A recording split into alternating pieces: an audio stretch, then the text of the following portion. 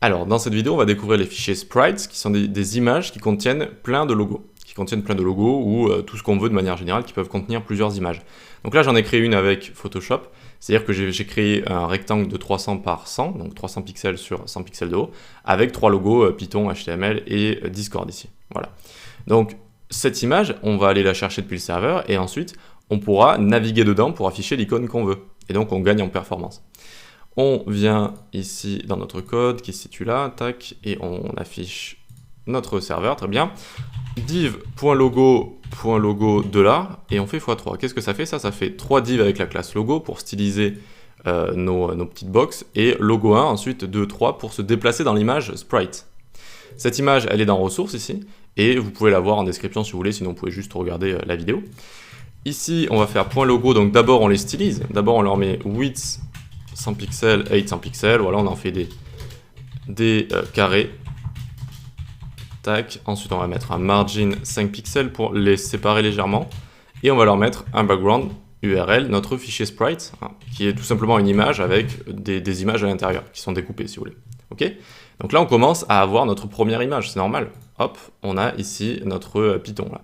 Alors c'est normal si c'est pas de très bonne qualité ici, sachant qu'on a envie d'utiliser les icônes en général en plus petit que ça. D'accord. Et puis là, sur le site, ça rend très bien comme ça. Donc on a Python qui est juste ici, super. On a envie d'afficher maintenant HTML et Discord sur les deux suivants. Comment on va faire? On va venir ici.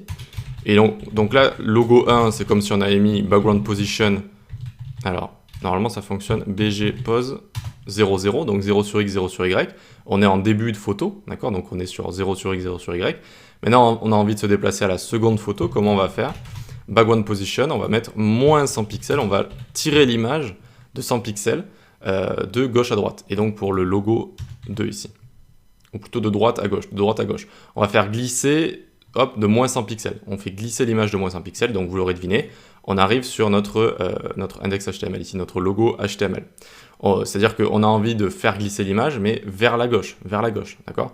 Pour la faire glisser vers la gauche, c'est l'axe des X, et quand c'est négatif, ça va vers la gauche, donc on fait glisser, et on fait apparaître ce second logo ici, juste ici.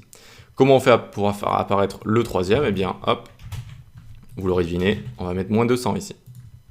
Et tadam, on a nos 3 logos ici avec une seule image. Tout ça vient d'une seule image. Et donc là, bon, j'ai créé un sprite avec 3 logos histoire de faire ça rapidement. Mais on peut faire finalement des sprites avec des centaines de logos, si on veut. Tous les logos de notre site, par exemple. Voilà. Et ça nous permet donc de gagner en performance et d'utiliser une seule image pour tous les logos. Allez, on passe à la suite.